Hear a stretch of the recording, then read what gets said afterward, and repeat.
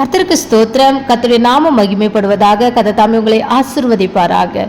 உபாகமம் 28ஆம் அதிகாரம் 1ஆம் வசனத்தை நம்ம வாசிக்கும் பொழுது, கர்த்தருடைய சத்தத்திற்கு நாம் உண்மையாய் செவி கொடுக்க வேண்டும் என்று சொல்லி பரிசுத்த ஆவியானவர் நமக்கு தெளிவுபடுத்துகிறார். ஹல்லேலூயா. நம்ம வாழ்க்கையில தேவனுடைய சத்தத்துக்கு எப்படி செவி கொடுக்கணுமா? உண்மையாய் செவி கொடுக்கணுமா? செவி கொடுப்பது என்றால் என்ன, உண்மையாய் செவி கொடுப்பது என்றால் என்ன அப்படின்னு சொல்லி நாம் சவுலையும் தாவீதையும் குறித்து இதனால நம்ம தியானிக்க போகிறோம். ஹல்லேலூயா. சவுலை என்ன பண்றாரு? தேவன் ராஜாவாய் ஏற்படுத்துகிறார். ஹல்லேலூயா. அதே போல தாவீதையும் தேவன் ராஜாவாய் ஏற்படுத்துகிறார். சவுல் ராஜாவாக வேண்டும் என்பது ஜனங்களுடைய இருதயத்தின் எண்ணம். தாவீது ராஜாவாக வேண்டும் என்று சொல்லி தேவனுடைய இருதயத்திலே எண்ணம். ஹல்லேலூயா. கர்த்தருக்கு ஸ்தோத்திரம். அப்போ மனிதர்கள் மூலம் ஏற்படுத்தின அந்த சவுலுக்கு கடைசியில தேவனை மகிமைப்படுத்தணும், தேவனை உயர்த்தணும்னு சொல்லி அந்த எண்ணம் இல்லை, தன்னை உயர்த்தணுங்கிற எண்ணம் தான் சவுலுக்குள்ள இருந்துச்சு அதிகமாக. அதை தேவன் பார்க்கிறார். ஆனால் தாவீது அப்படிப்பட்டவர் அல்ல.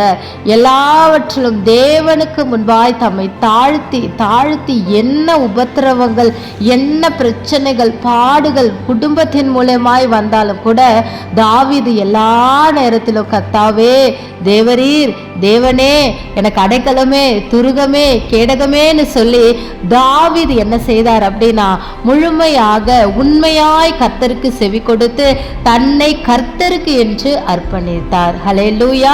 அப்போ உண்மையாய் செவி கொடுப்பவர்கள் யார், கொடுத்தவர்கள் யார் என்று சொல்லி பரிசுத்த ஆவியானவர் ஆராய்ந்து பார்க்கிறார். ஹல்லேலூயா. ஆதி ஆகமத்துல துவங்கி வெளிப்படுத்தின விசேஷம் வரைக்கும் தேவனுக்கு உண்மையாய் எப்படி செவி கொடுக்க வேண்டும் என்று சொல்லி பரிசுத்த ஆவியானவர் நம் மீது கண்ணை வைத்து நமக்கு ஆலோசனை கொடுக்கிறவராய் இருக்கிறார்.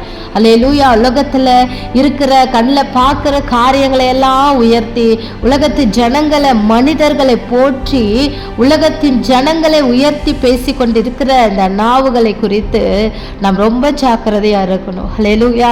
தேவன் நமக்கு ராஜாதி ராஜாவை ஏற்படுத்தி கொடுத்திருக்கிறார். கர்த்தாதி கர்த்தாவாய் ஆண்டவராகிய இயேசு கிறிஸ்துவின் வழியில அவருடைய சத்தத்திற்கு நாம் உண்மையாய் செவி கொடுக்கும் பொழுது கர்த்தர் நம்மை ஆசீர்வதிக்கிற தேவனாய் இருக்கிறார். ஆமென். ஹல்லேலூயா. சவுலுடைய காரியங்களை தியானித்தோம், பேசினோம். அப்படின்னா நிறைய சொல்லிட்டே போலாம். காது கேளாதவனை போல ஆரம்ப துவக்கத்தில் இருந்த சவுல், ஆனால் தாவீதினுடைய பெருமையை ஜனங்கள் பாடின உடனே பொல்லாத ஆவி சவுலுக்குள்ள வந்து பாடாய் படுத்தினது. ஹல்லேலூயா. தேவனுடைய சத்தத்துக்கு நாம் உண்மையா செவி கொடுத்தோம். ஆனால் நமக்குள்ள தாழ்மையும் நமக்குள்ள இரக்கமும் தேவனுடைய கிருபையும் அளவில்லாமல் ஊற்றப்படும். தேவனை மாத்திரம் நாம் உயர்த்துவோம். அவருடைய பாதப்படியில நம்மை அடிமைகளாய் ஒப்பு கொடுப்போம். தகப்பனுக்கு அடிமைகளாய் ஒப்பு கொடுக்கிறது கர்த்தருக்கு ஸ்தோத்திரம், அது ஆசீர்வாதம். வார்த்தைக்கு அடிமை என்று மரியாள் சொன்னதின் நிமித்தம் சத்தியம் வெளிப்பட்டது போல நாம் வார்த்தைக்கு அடிமைகளாய் ஒப்பு கொடுப்போம். கர்த்தருடைய சத்தத்துக்கு உண்மையாய் செவி கொடுப்போம். வசனத்தை தியானிப்போம், வார்த்தைகளை விசுவாசிப்போம், நம்புவோம். கர்த்தர் நம்மை சகல ஜாதிகளிலும் சகல ஜனங்களுக்கும் முன்பாக நம்மை அவர் மேன்மைப்படுத்தி நம்மை உயர்த்தி பரலோகத்துக்கு நேராய் நாம் மனம் திரும்பும் போது நம்மை வழிநடத்த அவர் ஆயத்தமாயிருக்கிறார். கர்த்தர் தாமே உங்களை ஆசீர்வதிப்பாராக. ஆமென்.